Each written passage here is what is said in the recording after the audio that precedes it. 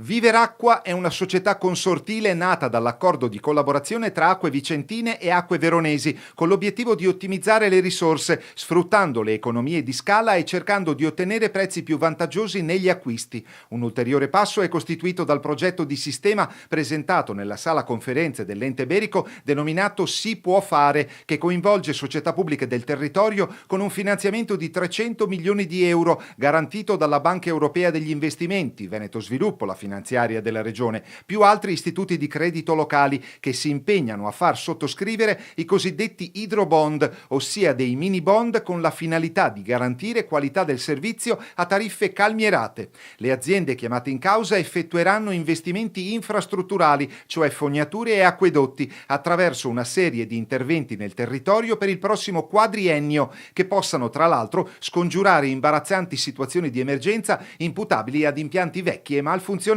Siamo aziende tutte pubbliche, una dimensione medio-piccola,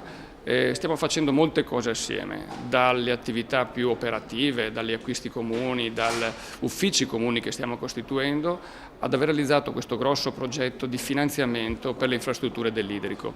Mettendoci assieme, facendo un progetto appunto comune, siamo riusciti a richiamare qui la Banca Europea degli Investimenti, che è il più grosso fornitore di finanza a basso costo e a lungo termine in Europa, e questo ci consentirà, con 150 milioni di euro di questo finanziamento, di realizzare 300 milioni di investimenti in acquedotti, fognature, depuratori nei prossimi 4 anni. Cruciale il ruolo di Veneto Sviluppo, che ha agito da cerniera, mettendo al tavolo da un lato le imprese di gestione del servizio idrico integrato del territorio del Veneto, dall'altro gli interlocutori finanziari necessari per colmare il loro fabbisogno finanziario. Quindi abbiamo creato un tavolo di lavoro, abbiamo cercato di fare un ruolo di regia non solo per capire da un lato, appunto come si diceva, le esigenze dell'azienda, ma dall'altro per capire quanta finanza serviva, con che durata e a che costi. Ci siamo riusciti, abbiamo trovato finanza fuori dai confini nazionali, quindi per lo più con il supporto della Banca Europea degli Investimenti, abbiamo dato anche noi un contributo fungendo da garanti, ponendo sul tavolo 6 milioni di euro di garanzia. La Regione ha messo in gioco quelle che potevano essere tutti